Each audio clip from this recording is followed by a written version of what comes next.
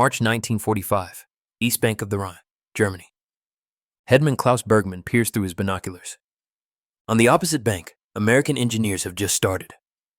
12 minutes ago, counts the soldiers. 6 men per panel. No cranes, no heavy machinery, just steel panels that look identical. His calculations say it's impossible. Bergman is a civil engineer. When the Wehrmacht recalled him in 1943, they assigned him to the 12th Engineer Battalion, military engineering, tactical bridges, temporary constructions, strategic demolitions. He learned quickly that war changes everything. You don't design for permanence. You design for function. A bridge needs to last long enough for the army to cross, 3 days, maybe a week. Then the front moves, and the bridge becomes irrelevant. But even temporary bridges follow the same physics. Load calculations, material stress, foundation stability. A 60-meter span requires support structures, requires time. Bergman has built 17 bridges in 2 years. Wooden trestle bridges across rivers in Russia. Steel girder bridges over canals in France. Pontoon bridges across the Meuse during the Ardennes offensive. Each bridge took days to construct, sometimes weeks.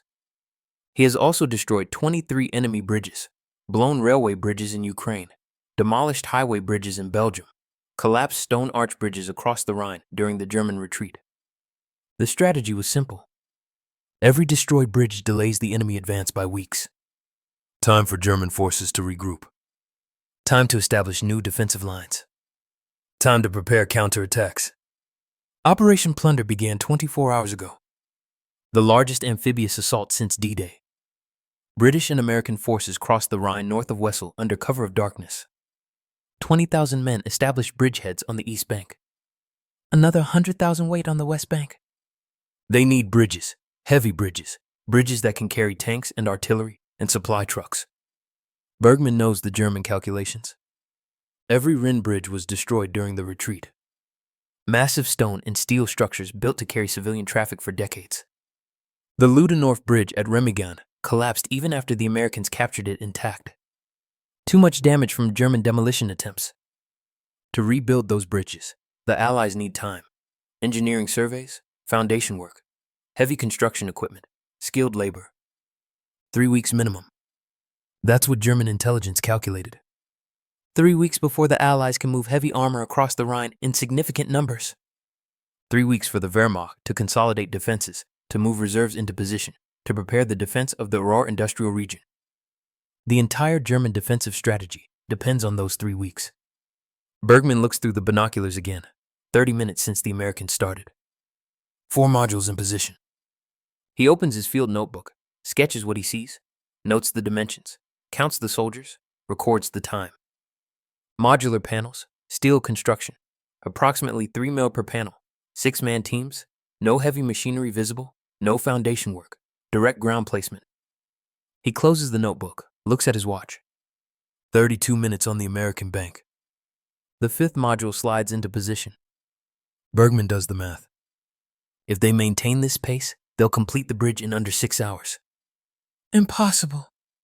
But the bridge keeps growing. Bergman observes for another 2 hours. He doesn't move from his position, doesn't eat, doesn't rest, just watches and calculates. The panels are perfectly identical. Every single panel, same dimensions, same weight, same connection points. 3 meter long, 1 and 12 meter high, 260 kg. He counts the holes for the connecting pins. 8 holes per panel, 4 on each end, perfectly aligned. Every panel has the same hole pattern. 6 men lift a panel.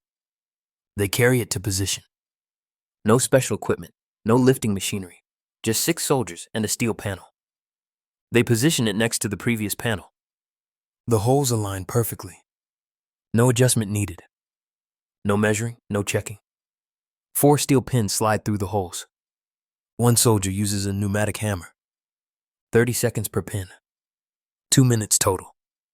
The panel is locked in place.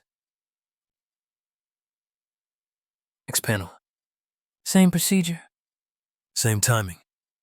Mechanical precision. Bergman times it carefully. 15 minutes per panel from pickup to final pin insertion. He calculates 60 mile to 3 mile per panel equals 20 panels.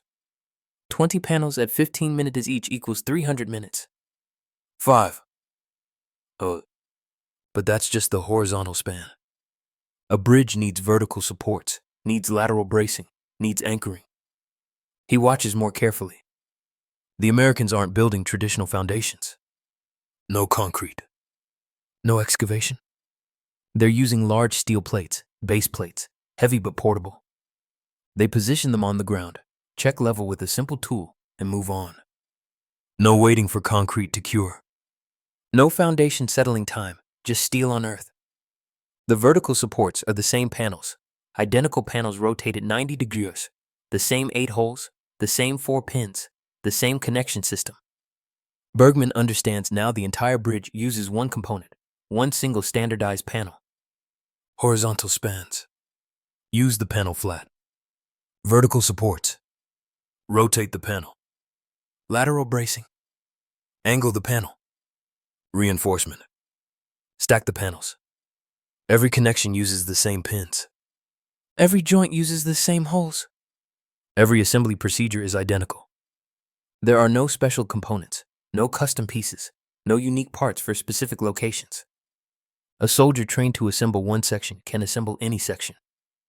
A team that builds the first module can build the 20th module exactly the same way. Bergman thinks about his bridges.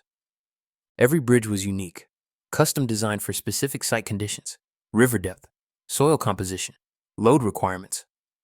Each bridge required detailed engineering drawings, hundreds of pages, thousands of calculations. Each component was custom fabricated, beams cut to specific lengths, plates drilled with unique hole patterns, connections designed for particular stress points. Building one of his bridges required skilled craftsmen, welders who could read complex drawings, fitters who understood structural engineering, foremen who could interpret technical specifications. The Americans have eliminated all of that. No custom components means no skilled fabrication. No unique designs means no complex drawings. No site-specific engineering means no expert supervision. Just standardized panels and trained soldiers. Bergman watches the assembly teams. 8 teams working simultaneously. 48 men total. They work with rhythmic efficiency. No confusion. No delays. No questions. Every man knows his role. Panel carriers, pin installers, level checkers, safety inspectors. They've done this before many times. The movements are automatic. Muscle memory. Bergman thinks about training. To build one of his bridges, you needed years of engineering education. To assemble a Bailey bridge, you need weeks of repetitive training. Train a soldier to install one panel correctly. Repeat that procedure 1,000 times. The soldier becomes an expert in that one procedure. Multiply that soldier by 48. Multiply those teams by hundreds across the entire front. You don't need a nation of engineers. You need a system that turns ordinary soldiers into assembly specialists. Hour 4. The bridge is past halfway. 12 modules complete. Bergman checks his calculations again. The numbers haven't changed. 3 weeks for a traditional bridge. But this isn't a traditional bridge. This is something different. This is industrial warfare. Hour 6. The bridge is complete. Bergman times it exactly. 8 hours and 17 minutes from first panel to final pin. The Americans don't celebrate, don't pause, don't rest. They immediately begin load testing. A jeep crosses first. Light vehicle. Reconnaissance. The bridge doesn't flex. Then a supply truck. 2 tons loaded. The bridge holds steady. Then a GMC truck. 6 tons. Fully loaded with ammunition crates.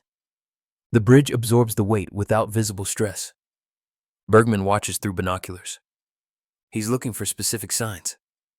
Lateral flex. The slight sideways movement when weight crosses unevenly. Every bridge has some flex. The question is, how much? He sees none. The bridge remains rigid. Vertical deflection. The downward sag when heavy loads pass the center point. Physics demands some deflection. Steel compresses under load. He measures with his eye. Maybe 2 centimeters. Negligible for a 60-meter span. Vibration. The oscillation that builds when vehicles cross at speed. Resonance frequency. Every bridge has a natural vibration pattern. Too much vibration means structural weakness. The bridge is stable. No visible oscillation. Then he sees the first Sherman tank. 32 tons of American steel. Engine, armor, ammunition, crew. The heaviest vehicle in the Allied arsenal. The Sherman approaches slowly. The driver is cautious. First crossing, testing the bridge. Bergman holds his breath. 32 tons on a bridge built in 8 hours. The Sherman rolls onto the first panel. The bridge holds. No flex. No deflection beyond normal parameters. The tank continues. Center span now. Maximum stress point. The bridge absorbs the weight. The Sherman reaches the east bank. Crosses completely. Bergman exhales. A second Sherman approaches, then a third. The Americans aren't testing anymore. They're using the bridge operationally. Bergman recalculates. Each panel is rated for how much load. He estimates based on what he sees. The steel thickness, the truss design, the connection strength, 20 tons per panel minimum. But the Americans built double layer sections at key stress points. Overlapping panels connected vertically with the same pin system. Double panels mean double capacity, 40 tons, sufficient for any vehicle the Allies possess. Bergman observes for another hour. He counts vehicles, jeeps, trucks, half-tracks, tank destroyers, artillery tractors, supply vehicles, ambulances, command cars. The bridge handles everything. No delays, no weight restrictions, no special procedures. It's not a temporary bridge. It's a highway. Then he notices something 3 km downstream. Another American engineering team, another bridge, same design, same panels, same assembly procedure. Bergman shifts his binoculars, counts the modules. They started after the first bridge, maybe 2 hours behind, but they're catching up. Same system, same training, same result. He understands now. The Americans aren't building a bridge. They're building a network, multiple crossing points, simultaneous construction, redundant capacity.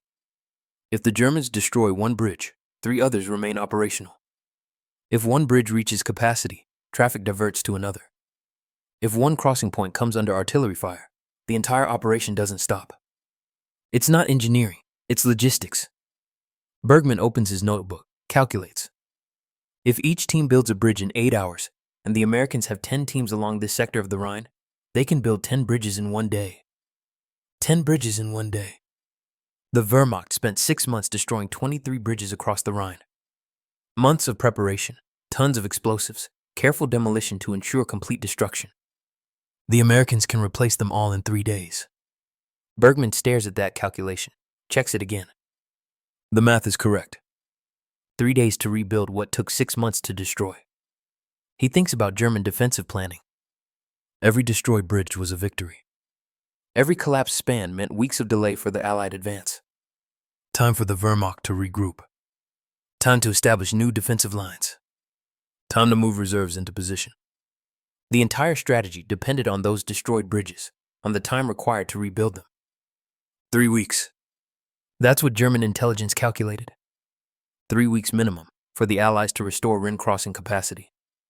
Bergman looks at the American bridges. 2 complete. A third under construction. All within visual range. Not 3 weeks, 3 days. The defensive strategy is obsolete. Bergman returns to command headquarters at 2200 hours. The colonel is waiting in the operations room. Maps cover the walls. Red marks indicate destroyed bridges. Blue marks show German defensive positions. Report helped. The Americans completed 2 60mm bridges today. 8 hours per bridge. Load capacity 40 tons. Modular prefabricated system. The colonel notes this on his map. Can we destroy them? Yes, Herr Ost. But they will rebuild them in 8 hours. Silence. The colonel stops writing. 8 hours.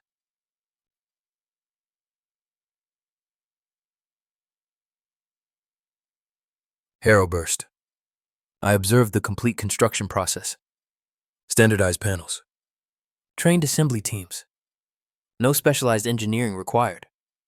The colonel looks at the map. 23 red X marks. 23 destroyed bridges. The defensive plan is built around those X marks. 3 weeks without bridges. 3 weeks to prepare defenses. 3 weeks to move the 15th Army into position. How many teams do the Americans have? Bergman thinks about what he observed. I counted 2 teams in my sector. Intelligence reports similar activity along the entire Rhine front from Emmerich to Karlsruhe. How many bridges can they build? Bergman calculates. If they have 10 teams per sector and 3 sectors, 30 bridges per day, they can replace every destroyed Rhine bridge in 1 day. The colonel sits down heavily, looks at his defensive plans, troop movement scheduled over 3 weeks, artillery positioning, supply line establishment, reinforcement schedules, everything calculated for 3 weeks of preparation time. The defensive plan is obsolete. Yes, Herr Ober. The colonel stares at the map, doesn't speak for a full minute. Bergman thinks about the Bailey Bridge. It's not just a bridge. It's a system. A complete system that transforms bridge construction from engineering art into industrial process. The Americans didn't invent a better bridge. They invented a better way to build bridges. And Germany cannot copy it. Not because the design is secret, not because the engineering is too complex, because Germany lacks the industrial capacity. The Bailey Bridge requires mass production of identical components. Thousands of panels, tens of thousands of pins, hundreds of base plates, all manufactured to exact specifications, all interchangeable. Germany's factories are destroyed. The Ruhr is under constant bombardment. Steel production has collapsed. What factories remain are producing tanks, aircraft, ammunition. There is no capacity for a new bridge system. The Bailey Bridge requires standardized training for thousands of soldiers. Repetitive drilling until assembly becomes automatic. Training facilities, training time, training personnel. Germany's training system is collapsing. Recruits get 6 weeks of basic training and go straight to the front. There is no time for specialized engineering training. The Bailey Bridge requires a logistical system to distribute tons of steel across hundreds of kilometers. Railways, trucks, depots, coordination. Germany's railways are bombed. Bombed daily. Trucks lack fuel. Supply lines are chaos. The gap isn't technical. It's industrial. Bergman thinks about his Würzburg Bridge. 3 years of design, 2 years of construction. A unique work of engineering art calculated for that specific location, that specific river, those specific conditions. Beautiful, elegant, permanent, useless in modern war. The Americans build bridges like they build tanks, like they build aircraft, like they build everything. Mass production, standardization, interchangeable parts, industrial efficiency, not art, industry, and industry wins wars. Bergman writes his final report at 200A. The headquarters is quiet. Most officers are asleep. He sits alone with a single lamp and his notebook. The Bailey Bridge represents a paradigm shift in military engineering. The system eliminates the need for specialized engineering at the deployment site. Any trained team can assemble a bridge in 8 hours using standardized components. He pauses, considers his words carefully. This report will go up the chain of command. We'll reach officers who make strategic decisions. Strategic implications. Germany's defensive strategy based on destroyed bridges is obsolete. The enemy can restore Rhine crossing capacity faster than we can destroy it. Current defensive timelines based on 3-week bridge reconstruction are invalid. Actual reconstruction time 8 hours per bridge. He writes the final paragraph. Tactical recommendation. Redirect defensive resources from bridge destruction to bridge approach defense. Focus artillery on crossing points, not bridge structures. The enemy will rebuild any bridge we destroy within 1 day. Our advantage lies in defending the approaches, not destroying the spans. He signs the report, knows it will go to division command, then to corps, then to army group. Each level will add comments.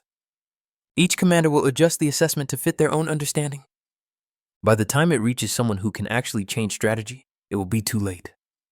Bergman thinks about the engineers who designed the Bailey Bridge. Donald Bailey, British engineer. He probably never saw combat, never built a bridge under fire, never watched soldiers die because a bridge took too long to construct.